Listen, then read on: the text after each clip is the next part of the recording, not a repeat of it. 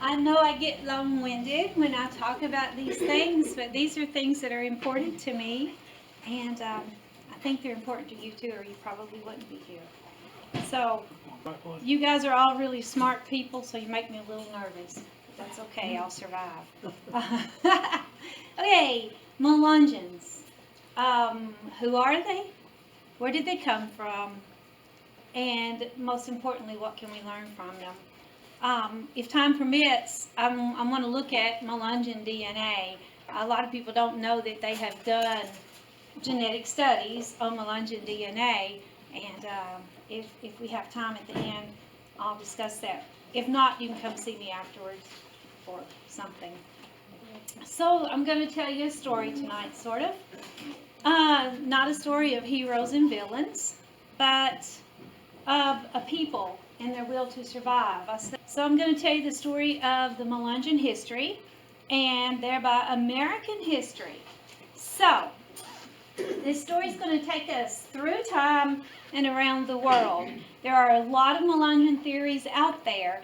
There are people who get really hot in a debate over their Melungeon theories. I'm not sure the reason for that, except everybody wants to be right about everything most all the time. That's all I can figure. And everybody, they get a lot of people, not everybody, but a lot of people get really defensive if your theory doesn't go along with their theory. So tonight you're going to hear Darlene's theory that takes into account all these other theories. So, first of all, I want to go to pre-1100 AD. So, very quickly, I want to touch on life in Europe. You have to understand, and part of the reason I'm doing this is because when we get to the DNA studies, it reflects this. In Europe, people mingled. They constantly mingled. If your ancestor came from Spain, there's a good chance they weren't Spanish, but they might have been African. They might have been from Morocco. If your ancestor came from Morocco, there's a good chance they might have really come from Algeria first. You just don't know. Most of Europe was affected by the Vikings, by the Scandinavians. Scandinavians influenced all of Europe. Even Russia is named after a Scandinavian conquest. So the Scandinavians were all over the place, and that's important to remember. Now let's go down here to India. The people of India didn't stay in India. They traveled. They traveled into Eastern Europe. Pretty soon they became hated in Eastern Europe, and so they traveled in other places. And at first, though, they weren't hated and they were accepted, and they married into local populations, like in Romania and Czechoslovakia and Hungary. But pretty soon somebody said they were the descendants of Cain, and therefore they were of the devil. So, because they were of the devil, people hated them, and they didn't have any, so they had to steal and stuff like that. And so they were outcast everywhere they went. Keep these people in mind, these traveling people. Now I want to come Africa. One person I know, well, more than one actually, has a theory that there was a group of people from the country of Mauritania, and that they were expert sailors, and that they sailed all around the outskirts here and up the Mediterranean, and that everywhere they went, they mingled. So, since they were expert sailors, that maybe the British weren't really British. Maybe they were from North Africa originally. That's one. These are all things to keep in your mind, because when we get to looking at DNA, we're going to see all of these traces of all of these things. And when we get to looking at Melungeons, we're going to see a lot of things. We're like, whoa. People traveled back then. They traveled before there were airplanes. They traveled before there were cars. They traveled. It might have taken them 20 years to get somewhere, but they traveled. And everywhere they stopped along the way, they shared their lives. They picked up families. They moved around. So now I want to go here, to right between France and Spain.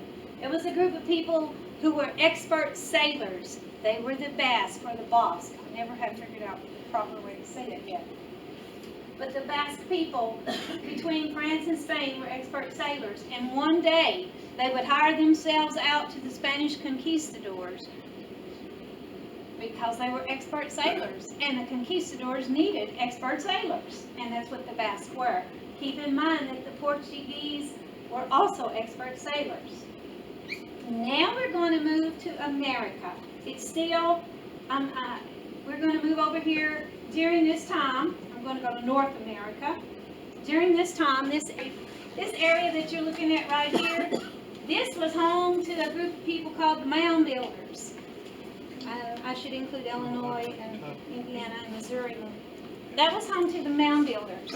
There were different civilizations of Mound Builders, and the one that we're going to focus on today is Cofitachiqui. And that was the easternmost society of the Mound Builders. They built ritual mounds or ceremonial mounds that reminded you sort of the pyramids in Egypt, but instead of being made of stone, they were made of lumber, of wood, and of earth. They were made of Cofitachiqui people inhabited what is now Georgia and the Carolinas. They had a center at what is now Camden, South Carolina, where they had a ceremonial center, and a lot of people were living there. Now, that's the 1300s. Let's go up to the 1400s. In the 1400s, Spanish Inquisition.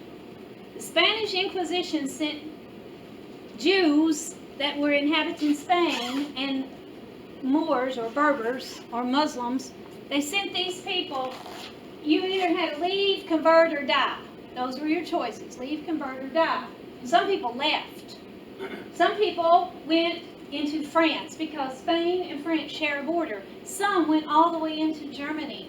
Eventually, some of these people, and this is one theory, that some of these people converted to Protestantism and became known as the French Huguenots, which ties in to our Melungeon history also, or at least to the DNA.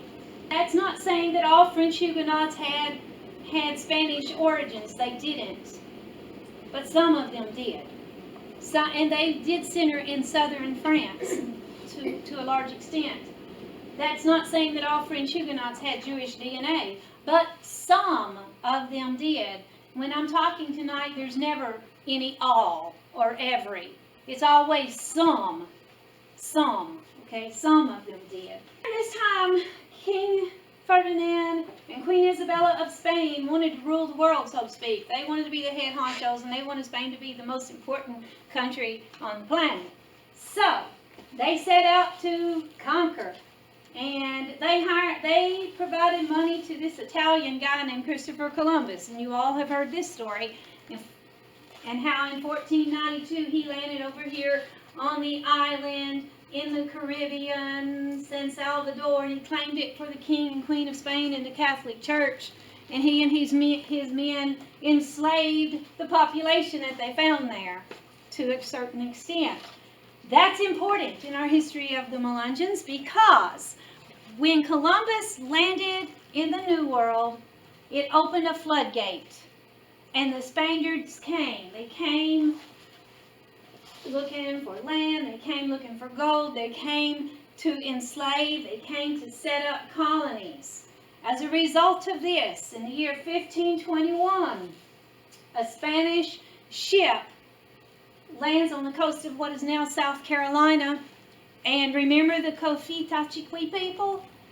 They meet up with the Cofitachiqui people and kidnap 60 people and take them back to Spain. One of those Indians, Mound Builders, that was kidnapped became very, very fluent in Spanish. And he talked about his home. And the Spanish listened, and they decided, guess what? We're going back over there, where they were coming anyway. But 1526, they decided to set up a colony. A man by the name of Lucas de Ayllon brought hundreds of Spanish colonists and African slaves, and they settled along what is the PD River, the PD Valley. Yeah, flip it over to show you PD Valley is right here. See, I had to make this up close and personal there. The PD Valley right there. So, they settled in the PD Valley area and in the Windward Bay, and there were hundreds of them. Some people think there were up to 600 of these Spanish colonists, but they weren't all Spanish. Spanish documents and journals from that time period tells us that some of them did not come from Spain.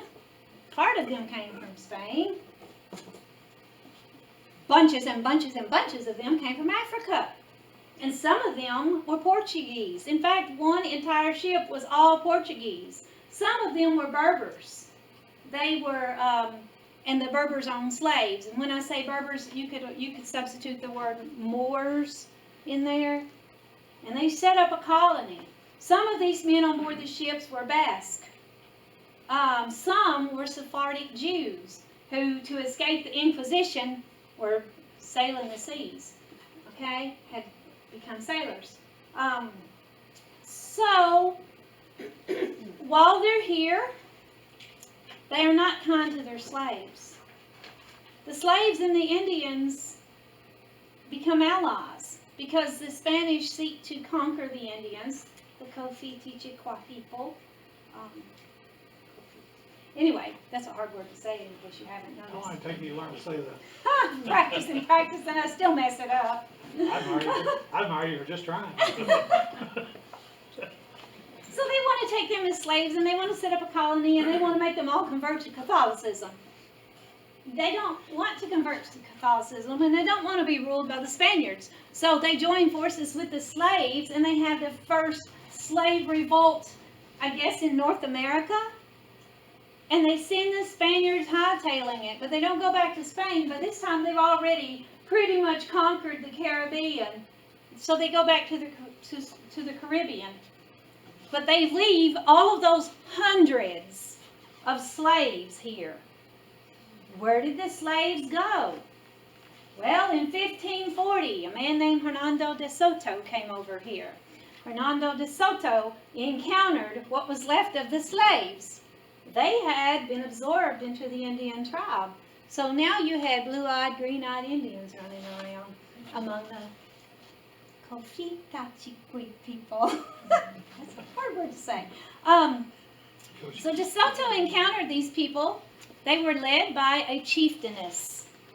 Their tribal leader was a lady, and they carried her about, I keep thinking of Cleopatra, you know, on a, what do you call the litter? They carried her about on a litter, and she wore pearls and jewels, and, you know, she wanted to befriend De Soto. She didn't want to be enemies with these people, so she sent her ambassador, the lady of Cofi-Tichiqua.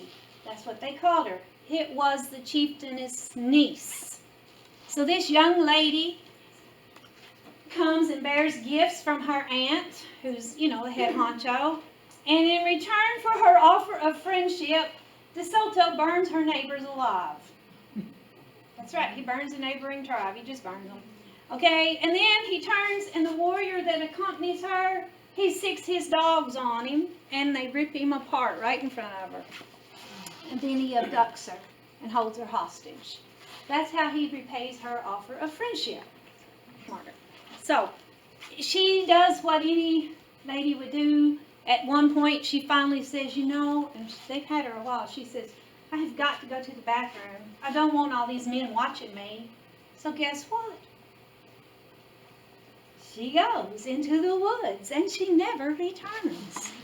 So De Soto is furious, and he sends his men out to find her. And they never do. Because she knows those woods. That's her home. They don't know them. But prior to that, she had made arrangements with a Cuban slave. Some of the slaves had come from the Caribbean islands, by the way. So she had made arrangements with a Cuban slave and an African slave. The Cuban slave actually belonged to a Berber named Don Carlos. And the African slave belonged to a Spaniard named Vasco Conclaves. And so they rendezvous with her in the woods, and the three of them escaped together. How do we know that? Because later on, one of De Soto's horsemen by the name of Ali Mamas gets lost in the woods. And he wanders upon the lady of Cofita Chiqui, and she's living as the wife of the African slave. And the Cuban slave is there too, but they're not the only one. Remember those people from a few years before? There's a whole community of them.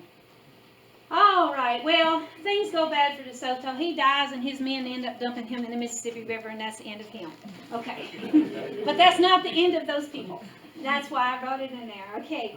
And the English decide they need to get in on the action. So in the year 1583, that can't be right, is it? Yeah, 1583, that's right. The English tried to set up a colony in Roanoke. Sir Walter Raleigh's in charge of the colony. He has some trouble back home in England, so he goes back home to England for a couple of years. When he comes back, the men and the women of Roanoke, gone. One word carved on a tree, Croatan. The Croatan was an Indian tribe that was located right, hang on a minute, right there. Croatan. All right, so to this day, nobody really knows where the lost colony of Roanoke went to, even though there was that clue on the tree. But the problem is, where did the Croatan Indians go to? I don't know. Just wanted to throw that in there, that England was getting in on it, but they didn't give up.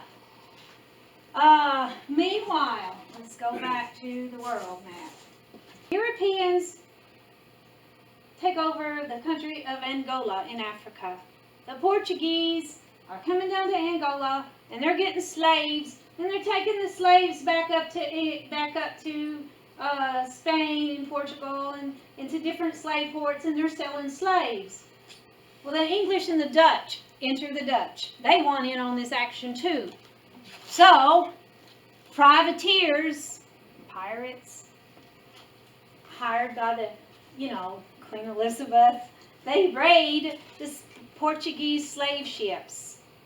And they take those slaves to the colony of Jamestown, Virginia, where Governor John Rolfe purchases the first slaves in the English colonies. Now, we got the colonies set up. We got slaves from Africa in the colonies. But back over here in the British Isles, back up a few years, England was the head honcho.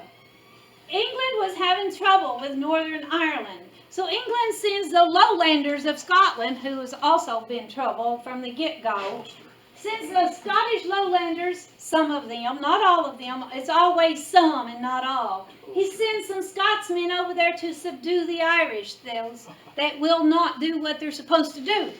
But instead of subduing the Irish, they marry them. And they have more in common with them than they do the English that's ruling them. So now the English has the Scots-Irish to deal with. There was a saying in colonial America, they were a thorn in England's side.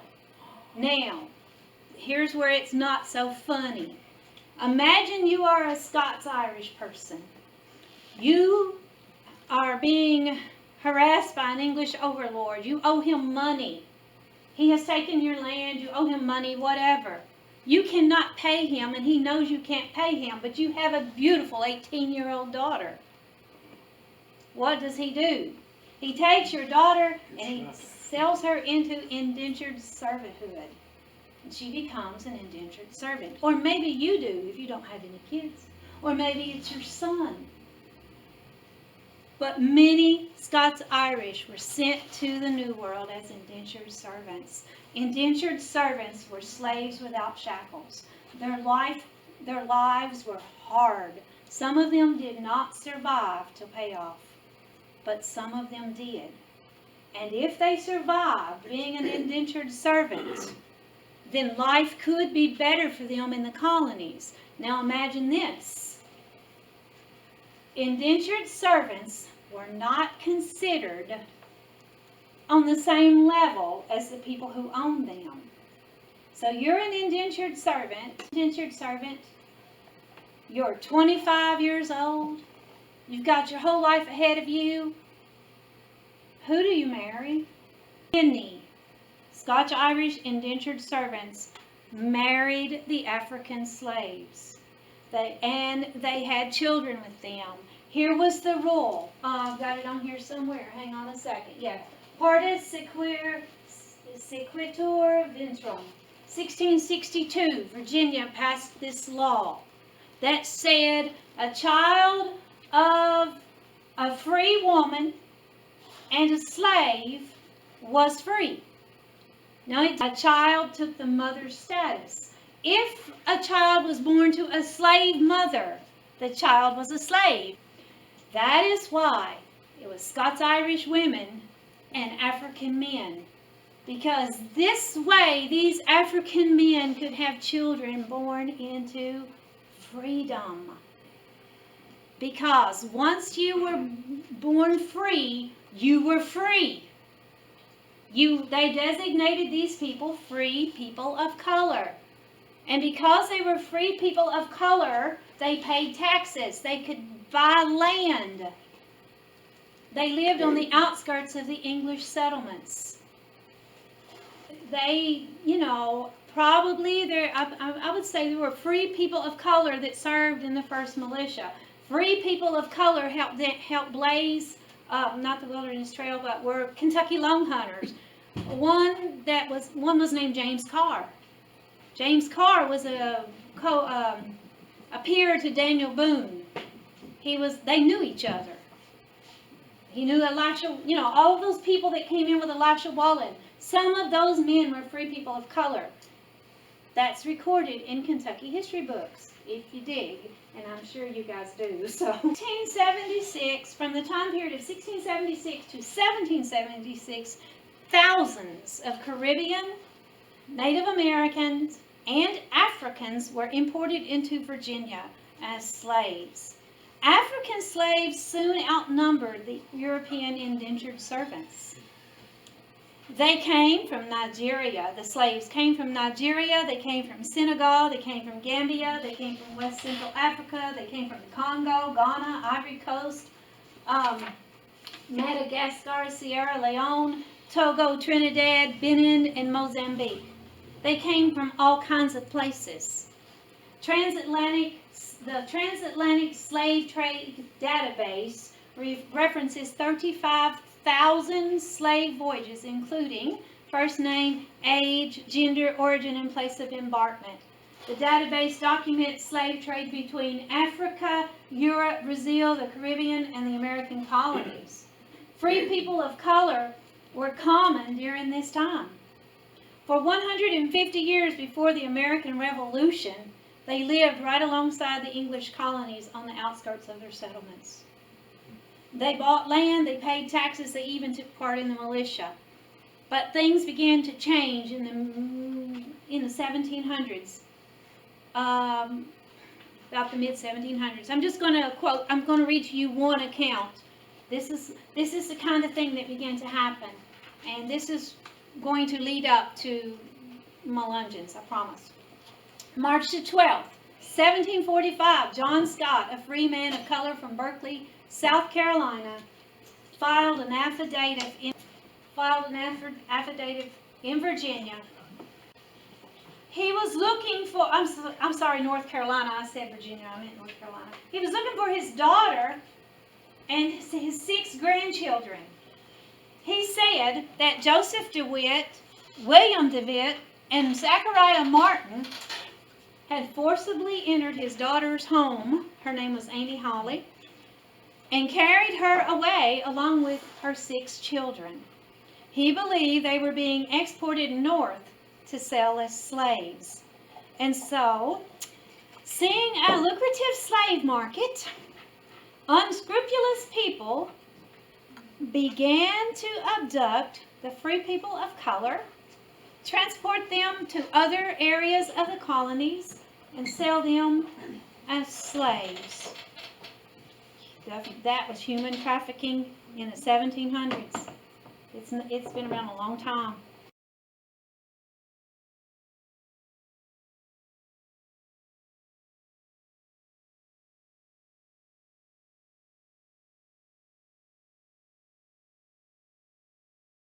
So my theory is that when smallpox hit, those with European DNA were more likely to survive because they had an immunity.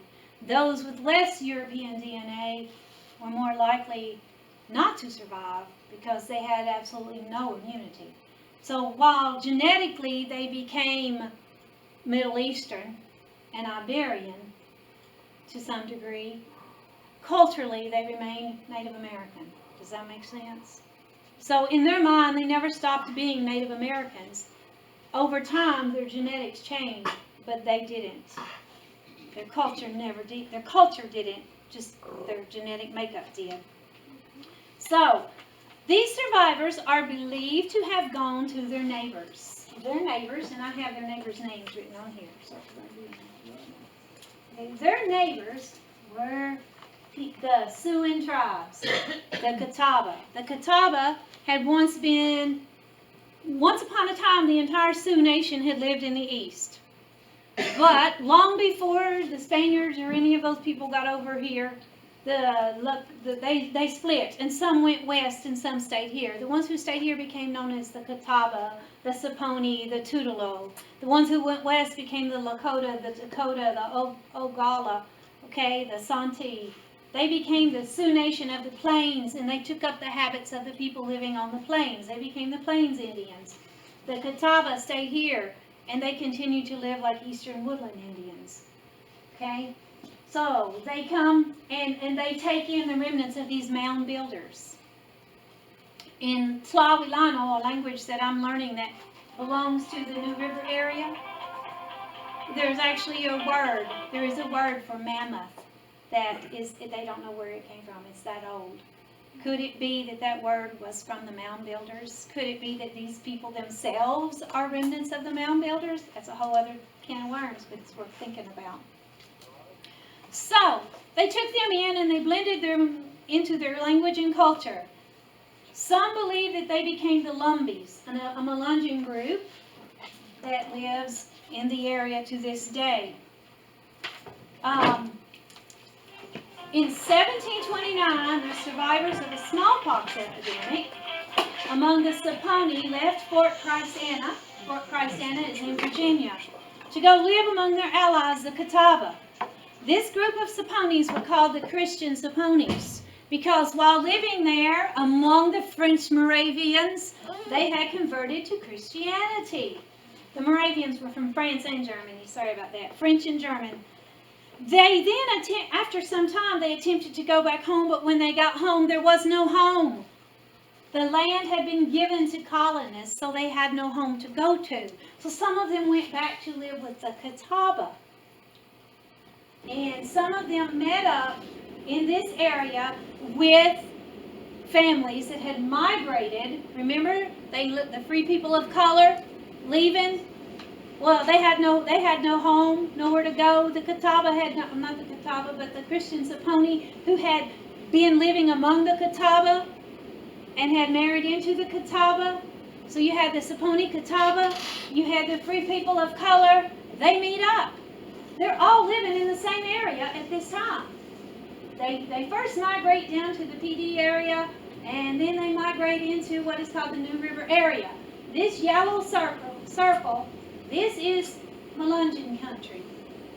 The green represents Cherokee, the Choctaw Chickasaw Creek, the Piedmont Ridge. But this yellow, this represents Melungeon country. In this area, they kept to themselves. Very few people would come up into these mountains at this time. So for a long time, they lived here in these mountains. And when people would wander through, they would call them those mysterious Melungeons. Those mysterious Melungeons.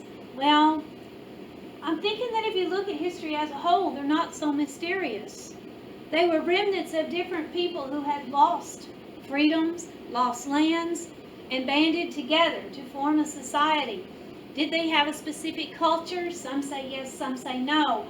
From what I can find is their culture wasn't very different than the colonists around them, because remember, they saw themselves as colonists.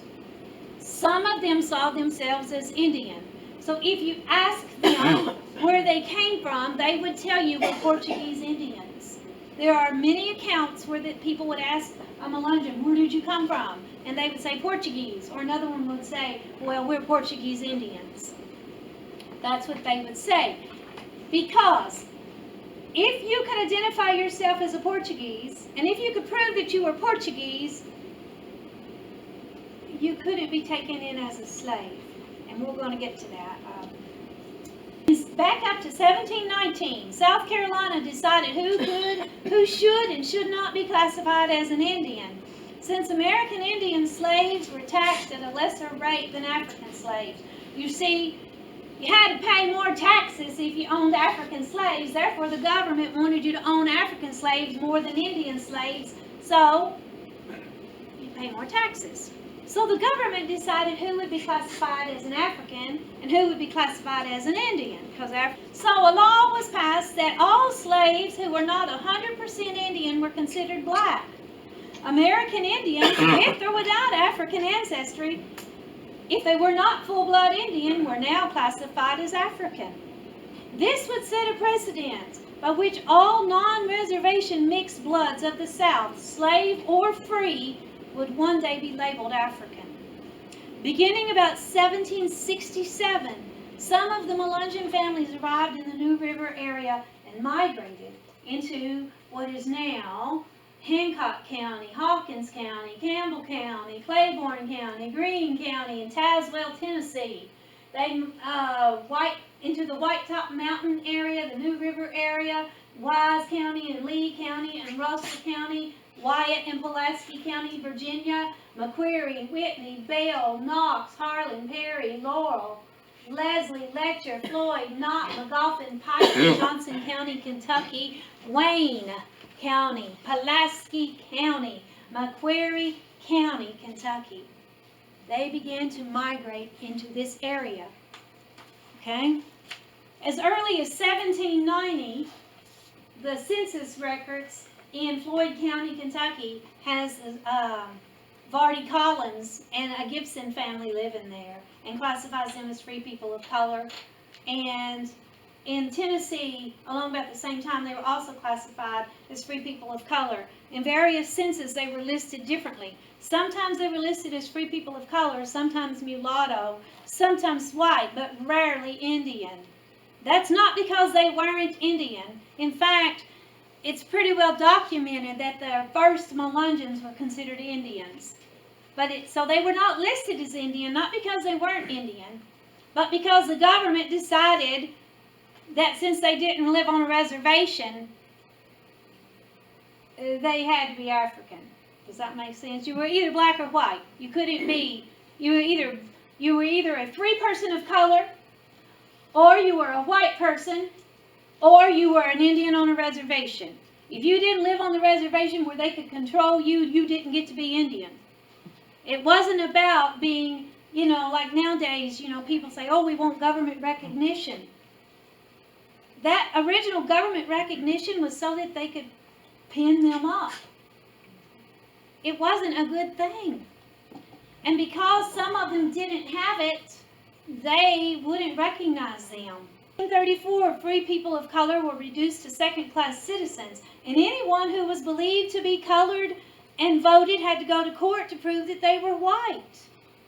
A lot of times it was over an inheritance. I forget the date. Let me look over here and see because I done left it. It was a later date, but in 1872, a woman's Melungeon ancestry was called into question when her white husband died and left her all of his inheritance. His relatives took her to court because by this time a law had been passed that if you were a free person of color, you couldn't vote, of course. So they were going to take, and you were a second-class citizen. So they took her to court to prove, his relatives took her to court to prove that she was a Melungeon. She testified on her behalf that she was not African, but indeed she was Portuguese, descended from the De Soto's men or whatever. And they proved in court that she was Portuguese. And she got to keep her inheritance. Not everybody was so fortunate. 1924. You would think this is all confined to the 17 and 1800s. In 1924, Virginia passed the Racial Integrity Act. The Racial Integrity Act said that one drop of African blood made a person African. One drop. One drop. Think about that. And if you had one drop of African blood, well, you were a second-class citizen at that time. If you were an Indian and they could prove that you were an Indian off the reservation, you could still be sent to a reservation in 1924. Native Americans could still be sent to a reservation up until like 1940.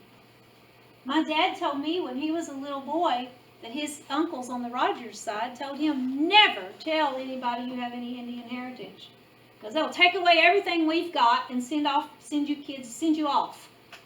My dad was born long after 1924, or well, he was born born in 1938. He was born in 1938. So in the 1940s, even around here, people who knew they had Indian heritage, they didn't go around bragging about it and saying, "Oh, I'm part Cherokee." No.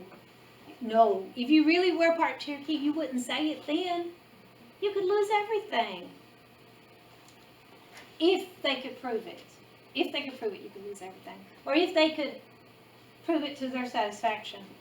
So, Walter Placker was a guy who pushed this law. It negated free people of color to being second-class citizens more than ever.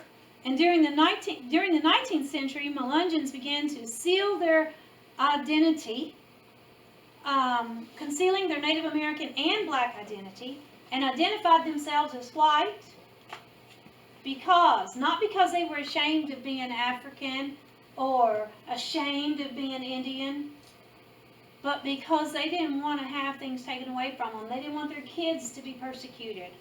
I've read countless tales of Melungeon people who would be sitting in a classroom hearing the teacher, especially in those areas in Hancock County, talking about those strange Melungeon people, and then realize that they were one of those strange Melungeon people.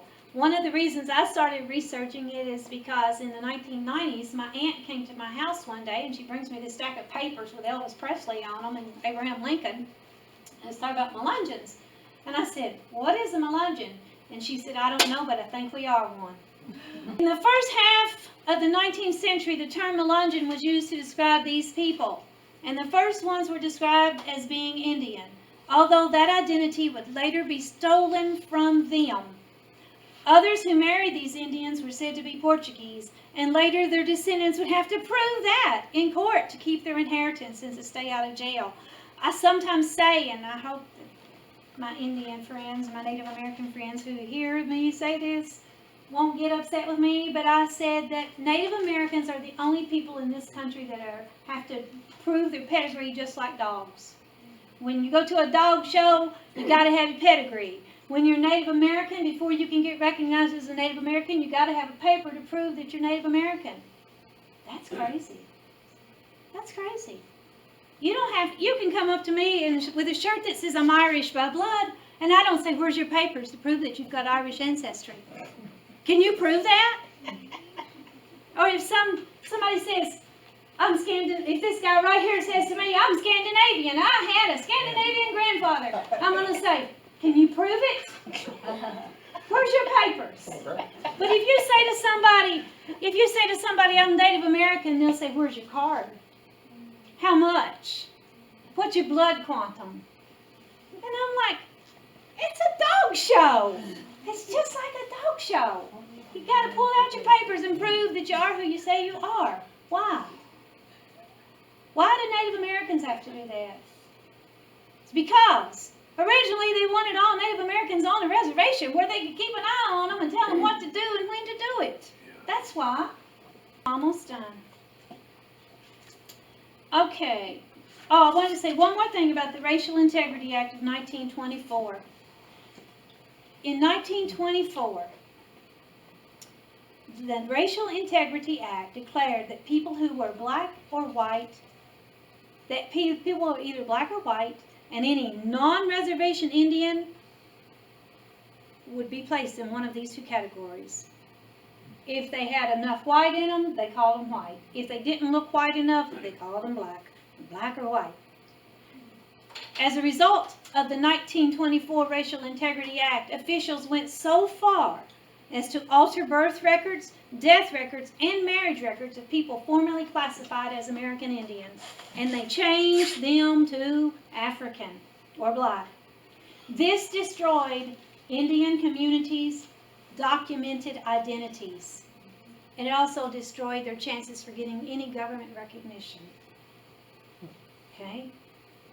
Nowadays, you got to prove for some tribes, and I won't say names, but for some tribes, you got to prove that your ancestors were on the Dawes Roll. You got to prove that you went to, and that they were rounded up and put on a reservation. They did not all go to a reservation, and most Native American descendants cannot prove that, and they know it. They don't want you to prove it. This was a deliberate act to get rid of Native Americans, just like giving them smallpox-infected blankets was a deliberate act to get rid of them. Why? Why do they want to do that? It wasn't you or me. It was the powers that be. It was the people that had financial gain at stake. It was the same people who wanted, the same kind of people, not the same exact people, the same kind of people who would kidnap their neighbors' kids because they were a free person of color and take them into another colony and sell them for a profit. It was because of greed.